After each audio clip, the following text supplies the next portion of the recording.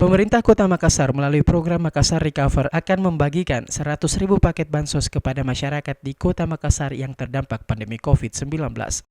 Khusus di Kecamatan Manggala mendapat 6.250 paket bansos untuk 8 kelurahan. Sekretaris Camat Manggala, Yudhistira, yang ditemui saat serah terima bansos di Kelurahan Biring Romang pada Jumat 3 September mengatakan penyaluran bansos sudah berjalan sejak beberapa hari lalu. Hingga Jumat siang, paket bansos tahap pertama sudah selesai dengan jumlah paket yang telah disalurkan sebanyak 2.752 dari jumlah keseluruhan paket bansos 6.250.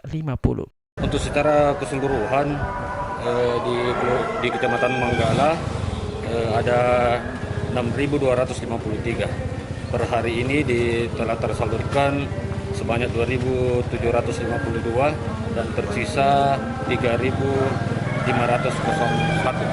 Penyaluran bansos pemerintah Kota Makassar di Kecamatan Manggala sendiri akan dilakukan secara bertahap dan melibatkan TNI Polri bersama tim penyalur serta Satgas Raika. Agus Salim, Fajar TV dan Fajar Radio melaporkan.